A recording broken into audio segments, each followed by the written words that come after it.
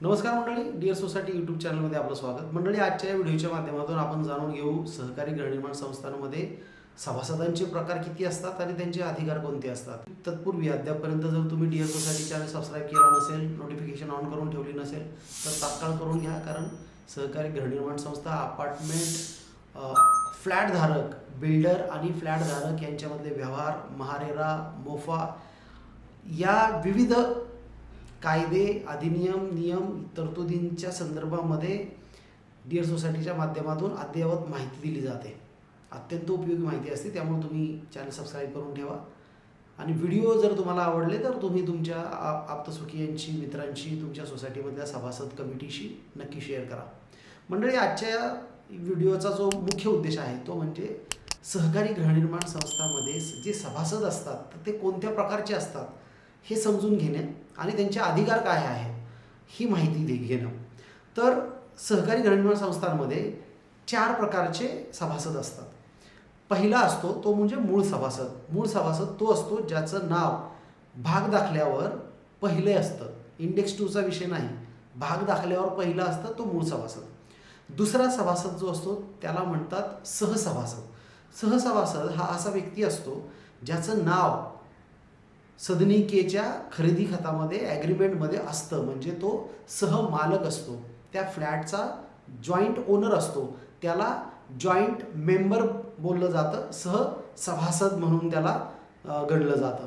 तिसरा जो प्रकार आहे तो प्रकार आहे सहयोगी सभासद. सहयोगी सभासद हा कुटुंबातील, रक्ताच्या नात्यातील व्यक्ती असतो जो सहयोगी सभासद बनू शकतो आणि सभासदत्वाचे जे अधिकार आहेत त्यांचा उपभोग घेऊ शकतो.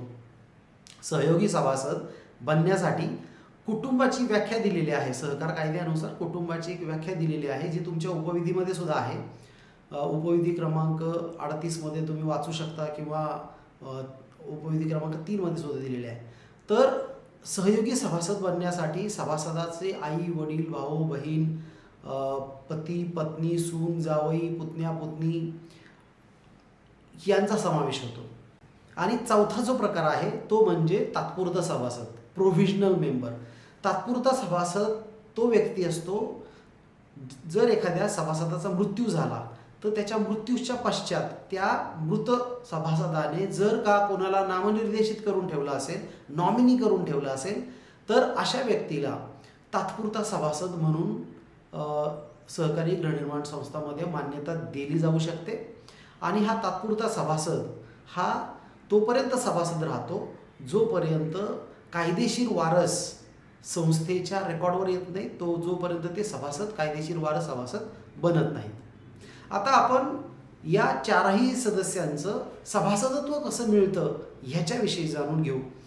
मूळ सभासद जो असतो, मूळ सभासद किंवा तुमचा जो सहसभासद असतो, जो सहमालक असतो फ्लॅटचा, तर हे दोघे जण एकतर संस्था नोंदणीच्या वेळेस त्यांनी जर नोंदणीच्या प्रस्तावावरती सही केली तर ते सभासद बनतात. आणि सहयोगी सभासद एकदा संस्थेचं कामकाज सुरू झालं त्यानंतर जर मूळ सभासदांना असं वाटलं की आपण आपल्या कुटुंबातील व्यक्तीला, मुलाला, मुलीला किंवा कुटुंबातील व्यक्तीला सभासदत्वाचे अधिकार द्यायचे आहेत, तर त्यांना आधी त्या संबंधित नातेवाईकाला सहयोगी सभासद बनवून घ्यावं लागतं. त्यासाठी समितीकडे विहित नमुन्यामध्ये अर्ज करायचा. त्या अर्जाबरोबर 100 रुपये द्यायचे असतात, ते म्हणजे प्रवेश फीचे. आणि या 2 गोष्टींसह मूळ सभासद जे आहेत ते संमतीपत्र देतात. तर याला समितीने मान्यता द्यायची असते आणि समितीने मान्यता दिल्यानंतर सहयोगी सभासद नातेवाईक जो आहे तो बनू शकतो. त्याचबरोबर प्रोव्हिजनल मेंबर म्हणजे तात्पुरता सभासद जो आहे तो मृत्यूच्या पश्चात नॉमिनी जो आहे त्याला बनण्याचा अधिकार आहे. एखाद्या सभासदाचा मृत्यू झाल्यानंतर जो कोणी नॉमिनी असेल त्या नॉमिनीने संस्थेकडे सभासदत्वाचा अर्ज केला पाहिजे. विहित नमुन्यातील अर्ज आहे आणि तो अर्ज केल्यानंतर त्याच्याबरोबर त्याला 100 रुपये एंट्रन्स फी, प्रवेश फी द्यावी लागते. आणि मग समिती त्याच्या सभासदत्वावरती निर्णय घेते आणि त्याला तात्पुरता सभासद बनवू शकते. तर अशा प्रकारे सभासद बनलं जातं. मग या सभासदांना जे अधिकार आहेत ते अधिकार कोणकोणते असतात मूळ सभासद जो आहे त्याला संस्थेचे सर्व प्रकारचे अधिकार असतात.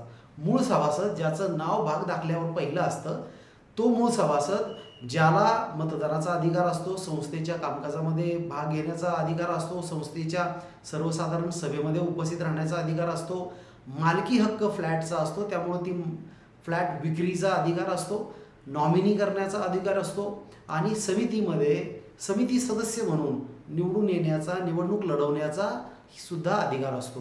त्याचबरोबर संस्थेचे जे सामायिक कागदपत्र आहेत, संस्थेचे जे कागदपत्र आहेत ते तपासण्याचा सुद्धा अधिकार मूळ सभासदाला असतो. मग सहसभासदाला अधिकार कधी प्राप्त होतात? मूळ सभासदासारखेच सहसभासदाला सुद्धा अधिकार आहेत. सहसभासद जो आहे त्याला अट एकच आहे की ज्या दिवशी जनरल बॉडी आहे त्या जनरल बॉडीला, सर्वसाधारण सभेला मूळ सभासद उपस्थित नसेल ज्याचं नाव पहिलं आहे शेअर सर्टिफिकेटवरती, आणि सहसभासद म्हणजे शेअर सर्टिफिकेटवर ज्यांचं दुसरं तिसरं क्रमशः नाव आहे ते, तर पहिल्याच्या अनुपस्थितीमध्ये पहिल्या दुसऱ्याच्या अनुपस्थितीमध्ये तिसरा, पहिल्या दुसऱ्या तिसऱ्याच्या अनुपस्थितीमध्ये चौथा हा सर्वसाधारण सभेमध्ये उपस्थित राहू शकतो, मतदान करू शकतो. निवडणुकीमध्ये जर सहसभासदाला निवडणुकीमध्ये उभं राहायचं असेल तर त्याला जो मूळ सभासद आहेत किंवा त्याच्या आधीचे ज्यांची भाग दाखल्यावर नावं आहेत त्यांची पूर्वसंमती घेऊन तो व्यक्ती जो आहे तो समितीच्या निवडणुकीला उभा राहू शकतो आणि समितीमध्ये पदाधिकारी म्हणून काम करू शकतो. त्याच पद्धतीनं सहयोगी सभासदाला सुद्धा मतदानाचा अधिकार प्राप्त होतो, मात्र त्याच्यासाठी अट ही आहे की मूळ सभासद जे आहेत त्यांनी लेखी स्वरूपामध्ये तशी परवानगी ही सहयोगी सभासदाला दिली पाहिजे.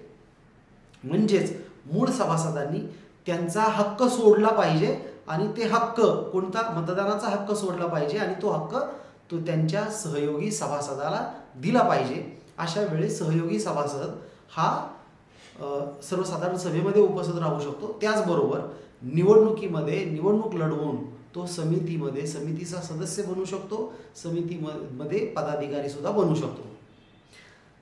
आता जो तात्पुरता सभासद आहे त्याला मतदानाच्या अधिकारासंदर्भामध्ये स्पष्ट आहे की त्याला मतदानाचा अधिकार आहे, मात्र तो निवडणूक लढवू शकतो का, तर त्या संदर्भामध्ये सहकार कायद्यामध्ये कुठेही काहीही नमूद नाही आहे. तो तात्पुरता सभासद असतो, तर तात्पुरता सभासद असतो, शिवाय सहकार कायद्यामध्ये त्याला निवडणूक लढवण्याचा अधिकार आहे, समितीमध्ये येण्याचा अधिकार आहे किंवा नाही याबाबत जी नवीन प्रकरण 154ब आलंय त्याच्यामध्ये कुठेही उल्लेख नाही. त्यामुळं असंही समजलं जाऊ शकतं की त्या व्यक्तीला सुद्धा समितीमध्ये येण्याचा अधिकार आहे आणि तो व्यक्तीसुद्धा जो आहे तो समितीमध्ये येऊ शकतो, पदाधिकारी होऊ शकतो. त्याचबरोबर जर तात्पुरता सभासद आहे त्यामुळे त्याला अधिकार नसले पाहिजेत याच्या संदर्भामध्ये अशी कुठलंही इंटरप्रिटेशन किंवा कुठलंही मार्गदर्शन राज्य शासनानं दिलं नाही ना आजपर्यंत कुठल्या उच्च न्यायालयाने कुठला निर्णय दिलेला आहे.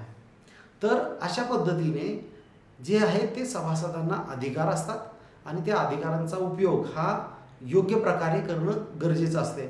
आम्ही अनेकदा पाहतो की जेव्हा निवडणुका येतात त्या निवडणुकीच्या प्रक्रियेदरम्यान नातेवाईकाला सहयोगी सभासदत्वाचा अर्ज दिला जातो आणि 10A फॉर्म भरून घेतला जातो आणि त्याला निवडणूक लढवू दिली जाते. अतिशय चुकीची गोष्ट आहे. मुळात तो व्यक्ती आधीच सभासद असायला पाहिजे आणि तो सभासद झाल्यानंतर त्याने त्याची जे एंट्रन्स फीज आहे ती एंट्रन्स फीज त्याने प्रवेश फी भरलेली असली पाहिजे. त्याचबरोबर समितीने त्याला सहयोगी सभासद म्हणून मान्यता दिली पाहिजे, तरच तो व्यक्ती निवडणुकीमध्ये 10A हा मूळ सभासदांची संमती घेतलेला परवानगीचा नमुन्यातील अर्ज भरून निवडणूक लढवू शकतो. मंडळी, आजच्या व्हिडिओच्या माध्यमातून आपण जाणून घेऊ सहकारी गृहनिर्माण संस्थांमध्ये सभासदांचे प्रकार किती असतात आणि त्यांचे अधिकार कोणते असतात. तत्पूर्वी अद्यापर्यंत जर तुम्ही डिअर सोसायटी चॅनल सबस्क्राईब केला नसेल, नोटिफिकेशन ऑन करून ठेवली नसेल तर तात्काळ करून घ्या, कारण सहकारी गृहनिर्माण संस्था अपार्टमेंट फ्लॅटधारक, बिल्डर आणि फ्लॅटधारक यांच्यामध्ये